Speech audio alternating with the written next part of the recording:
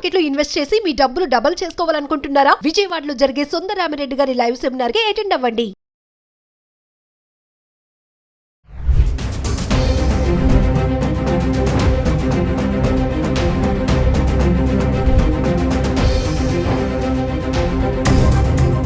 Hello viewers, welcome back to our channel. ప్రస్తుతం మనతో పాటు ఉన్నారు ఎంఎన్సీ ఎగ్జిక్యూటివ్ 25 ఇయర్స్ నుంచి అమెరికాలో ఉంటున్నటువంటి వీరభద్ర సార్ గారు. సార్తో మాట్లాడదాం. ప్రజెంట్ అమెరికాలో సిచ్యువేషన్ ఎలా ఉంది అనేది.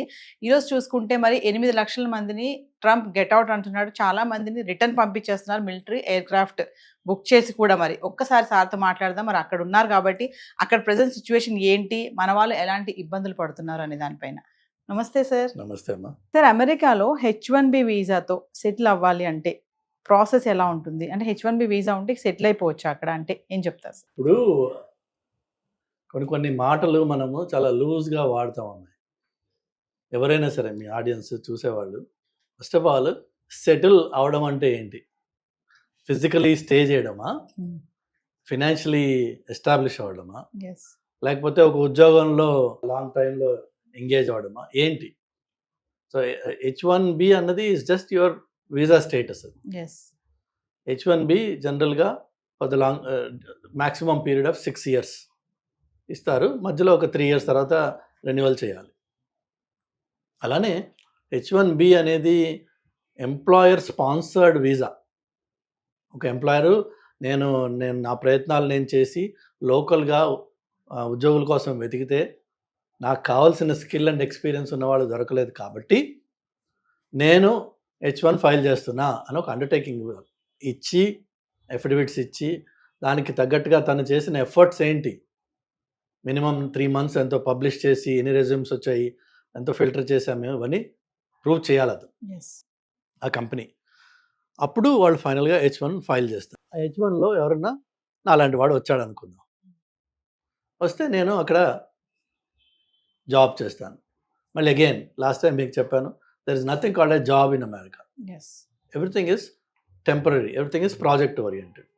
సో మనము ఒక ప్రాజెక్ట్కి వాళ్ళు హైర్ చేసినట్టయితే అది 3 నెలల, 6 నెలల, సంవత్సరమా ఆ ప్రాజెక్ట్లో మనం వర్క్ చేస్తాం.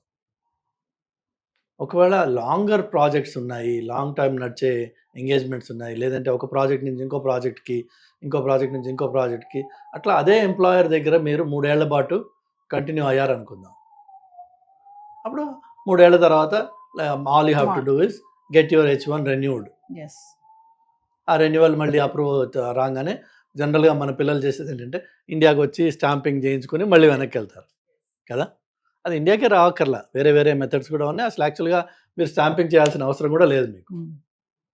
Stamping is only for the purpose of travel తప్ప మీరు విత్ ఇన్ ద కంట్రీ ఉంటే అదే కాగితం మీద మీరు అన్ని పనులు చేసుకోవచ్చు.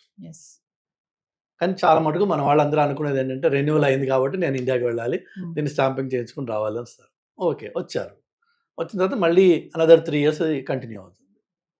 అలానే ఒకవేళ అదే ఎంప్లాయర్ మీకు మళ్ళీ వేరే ప్రాజెక్ట్లో పెట్టి వేరే ఎంగేజ్మెంట్స్ ఇచ్చి మీకు కంటిన్యూ చేశాడు అనుకోండి, అక్కడే మీరు 6 ఏళ్ల పాటు సెటిల్ అవ్వచ్చు. సెటిల్, అది దట్స్ వన్ వే మనం సెటిల్ అంటాం. But it's again temporary for 6 years. ఈ లోపు green card, permanent residency process, ఒకవేళ అదే ఎంప్లాయరు ఆయన దయా కరుణం ఉంటే బాగుంటే ఏం చేస్తాడంటే they will initiate green card process. మళ్ళీ అక్కడ లేబర్ సర్టిఫికేషను అన్నీ వాళ్ళు వెళ్తారు. వెళ్ళి గ్రీన్ కార్డ్ కోసం అని చెప్పి again H1 or labour certification, then I-140, then eventually permanent residency or adjustment of status అంటారు దాన్ని, గ్రీన్ కార్డ్. సో అది మళ్ళీ ఒక ప్రాసెస్. అది 6 ఏళ్ళు అయిపోయిన వాడికి ఈ లేబర్ సర్టిఫికేషన్ I-140 కూడా కంప్లీట్ అయి ఉన్నట్టయితే వాళ్ళు ఎవ్రీ 2 years, ఎవ్రీ 1 year మీకు రెన్యూ చేసుకుంటూ ఉండొచ్చు. ఆటోమేటిక్గా అప్రూవ్ కూడా చేస్తారు. అది గ్రీన్ కార్డ్ వచ్చేంత వరకు, అంటే మన టర్న్ వచ్చేంత వరకు ఇది రెన్యూ చేసుకుంటూ అక్కడ ఎక్స్టెండ్ చేసుకుంటూ ఉండొచ్చు. అంటే H1B వీసా ఉన్న వాళ్ళకి గ్రీన్ కార్డ్ ఈజీగా వచ్చేస్తుంది సార్? ఈజీ ఏది లేదు. ఇప్పుడున్న స్టాటిస్టిక్స్ ప్రకారం కొన్ని స్టేటస్లో గ్రీన్ కార్డ్ కావాలంటే మీరు 70 years, 60 years వెయిట్ పీరియడ్ ఉందన్న. అంటే మన లైఫ్ టైంలో అది రాదు. సో అమెరికాకి వెళ్ళి సెటిల్ అంటే ఇదే. స్టేటస్ నాకు నన్ను ఇక్కడి నుంచి ఉద్యోగం లేకపోయినా బయటికి పంపించరు అనే స్టేటస్కి రావడం అంటే గ్రీన్ కార్డ్ తెచ్చుకోవడం.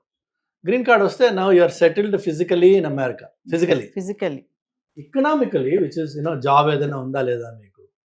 ఆ జాబ్స్ ఇంత ముందు కూడా మీకు చెప్పాను నేను, అన్నీ టెంపరీ ఉంటాయి, కొన్ని మాత్రమే కార్పొరేట్ జాబ్స్ ఉంటాయి. ఇప్పుడు నేను ఒక పెద్ద కంపెనీకి వర్క్ చేస్తున్నా, so there is a sense of security. It's not like వాళ్ళు ఏదో ఫైర్ చేయడానికి కాదు, వాళ్ళకు కూడా బుక్స్ తారుమారయ్యి ప్రాఫిట్స్ తగ్గినప్పుడు, మార్కెట్ ప్రెషర్స్ ఉన్నప్పుడు, లేదంటే ఇప్పుడు ట్రంప్ చేసే హంగామా చూసినప్పుడు వాళ్ళకు కూడా భయానికి వాళ్ళు ఏం చేస్తారు, దే కట్ డౌన్. లేకపోతే కంపెనీ డైరెక్షన్ మారుతుంది. రీసెంట్గా గూగుల్ అన్నది all hardware and platform guys will let you go. ఎందుకంటే గూగుల్ వాళ్ళ డైరెక్షన్ మారుస్తున్నారు కాబట్టి. సో అలాంటప్పుడు గూగుల్ అనే పెద్ద కంపెనీలో 1,00,000 మంది ఉన్న కంపెనీలో మీకు ఒక పాకెట్ ఆఫ్ డిపార్ట్మెంట్స్ని ఎలిమినేట్ చేస్తే ఆటోమేటిక్గా జాబ్స్ పోయినాయి. సెటిల్ అన్నది ఏం లేదు అక్కడ. ట్రంప్ ఇప్పుడు అంటున్నాడు కదా సార్, సెటిల్ అవ్వడానికి అమెరికా రాకండి అని అయితే ఒక స్టేట్మెంట్ ఇస్తున్నారు కదా, అది ఎవరికి వర్తిస్తుంది? అదే చెప్తున్నాను నేను. మీరు ఆ ట్రంప్ అన్నాడా లేదా వదిలేసేయండి, ఆయన చాలా మాట్లాడాడు. సెటిల్ అవ్వడం అన్నది ఇట్స్ ఎ పాసిబిలిటీ.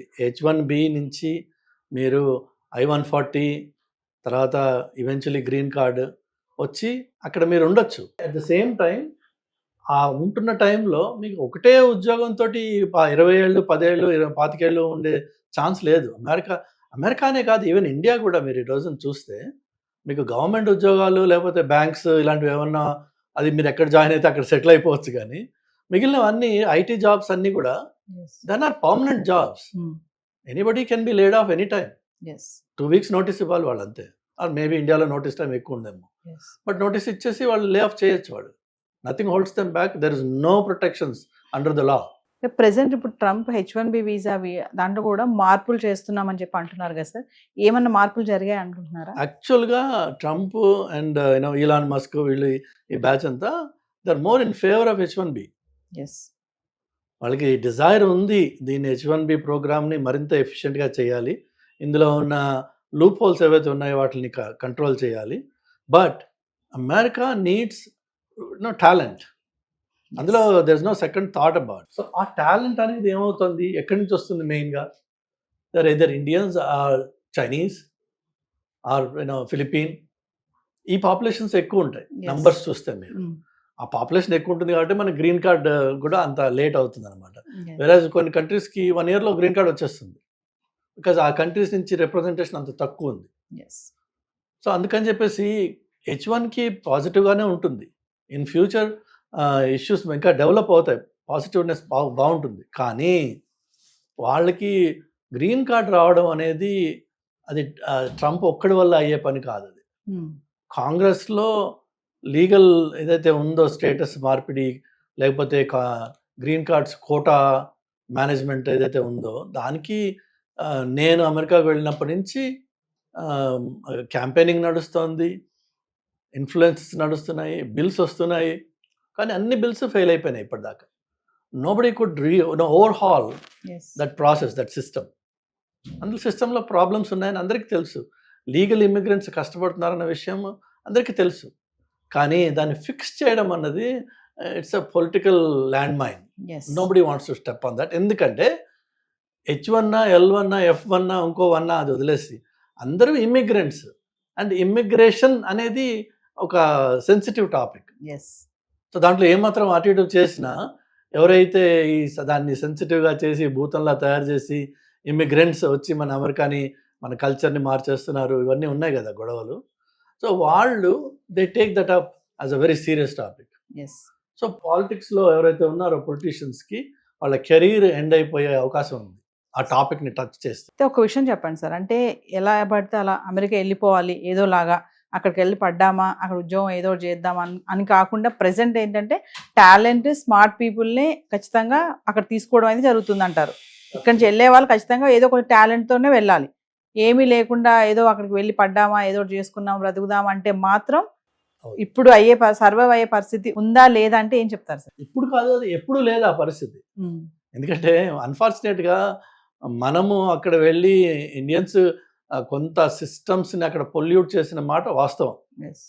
నేను రీసెంట్ టైమ్స్లో I have seen notifications for ఇది ఎంప్లాయీస్ కోసం నోటిఫికేషన్స్ పెట్టిన వాళ్ళు క్లియర్గా కింద చెప్తున్నారు, no AP or Telangana graduate. అదే మనం ఎంత నొటోరియస్ అయిపోయాం అన్న దానికి ఒక ఎగ్జాంపుల్ చెప్తున్నాను. పోనీ ఆ పెట్టినవాడు లోకల్ అమెరికన్ కాదు, వాడు ఇండియనే. బట్ వాళ్ళు చూస్తున్నారు ఏంటంటే మనం చేసే తప్పుడు పనులు ఏవైతే ఉన్నాయో, అంటే ఏంటంటే ఫర్ ఎగ్జాంపుల్ ఈ స్టూడెంట్స్గా చదవడానికి వస్తారు F1 మీద, ఆ వచ్చిన పిల్లవాడికి మహా ఉంటే 22-23 ఇయర్స్ ఉంటాయి ఏజ్. వాడు అక్కడికి వచ్చి మాస్టర్స్ చేస్తాడు, వాడికి ఒక రెజ్యూమే తయారు చేస్తారు ఈ కన్సల్టింగ్ కంపెనీస్. అది 100% బోగస్ అది.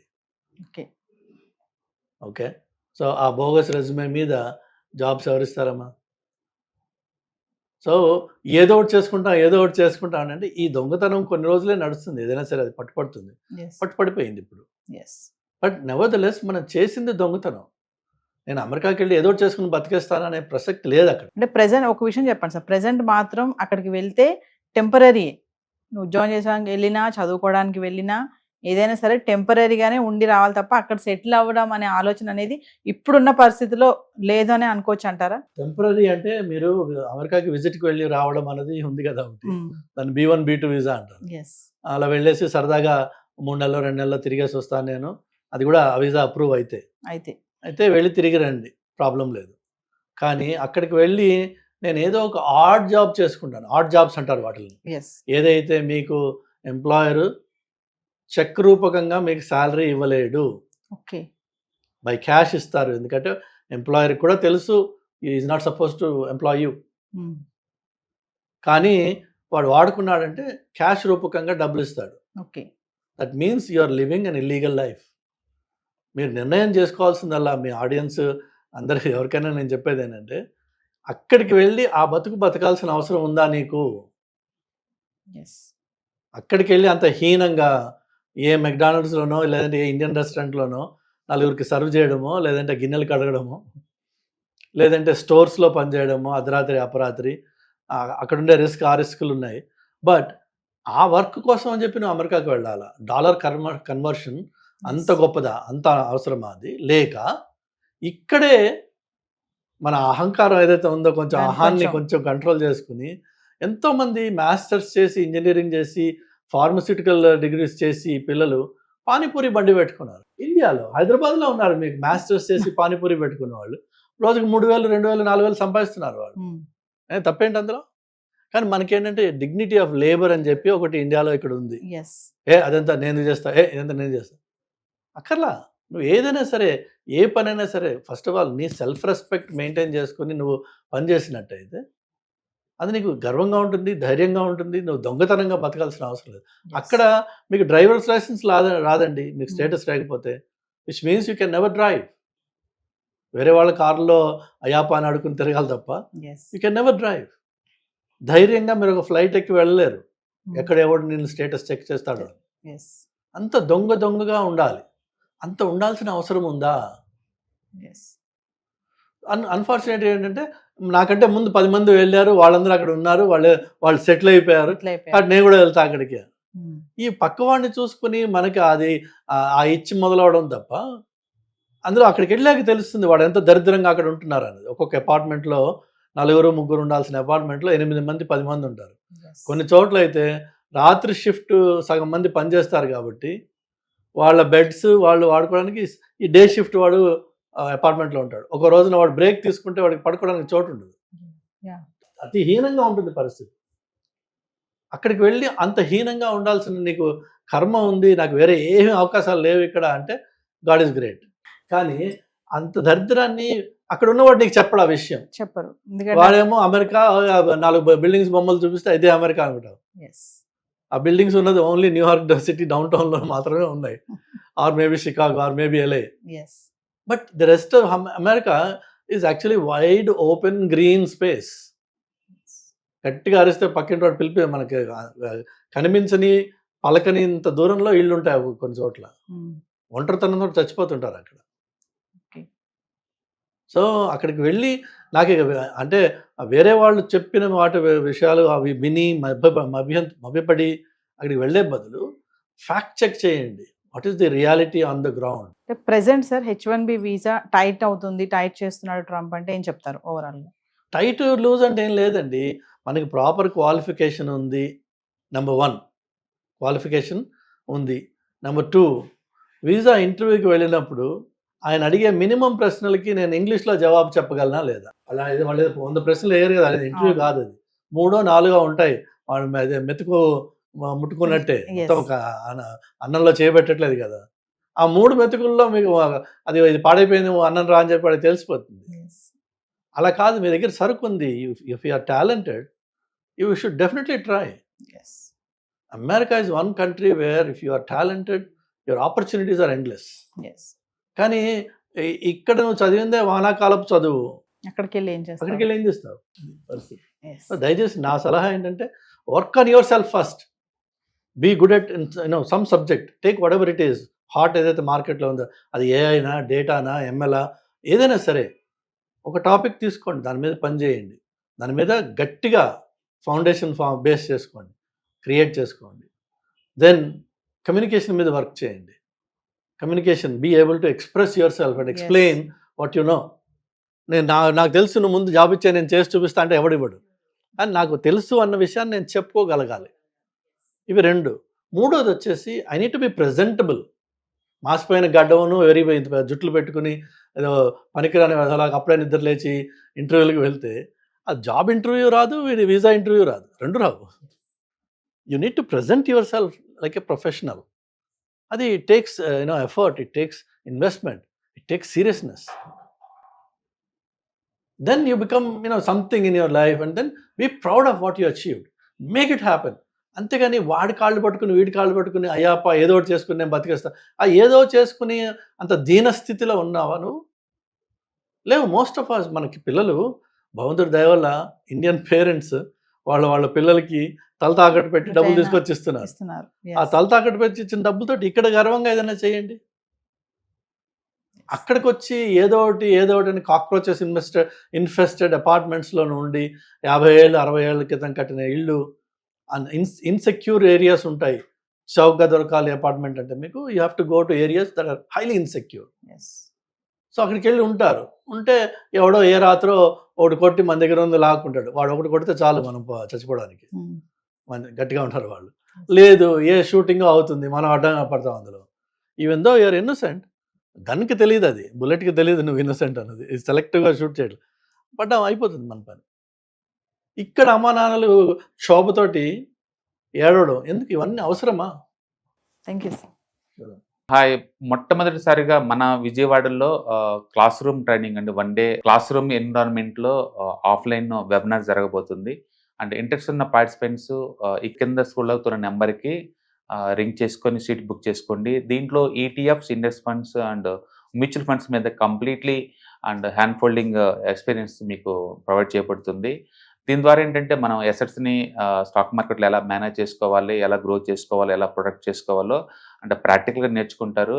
అండ్ మీ ఇప్పటి వరకు మనం ఆన్లైన్లోనే మీరు అటెండ్ అవుతున్నారు. ఇక నుంచి మీరు మన విజయవాడ సిటీలోనే అండ్ లైవ్లో క్లాస్ రూమ్ ఎన్విరాన్మెంట్లో నేర్చుకునే ఛాన్స్ దొరుకుతుంది. కాబట్టి ఇంట్రెస్ట్ ఉన్న పార్టిసిపెంట్స్ కింద స్క్రోల్ అవుతున్న నెంబర్కి పింగ్ చేసి సీటు రిజర్వ్ చేసుకోండి. Thank you.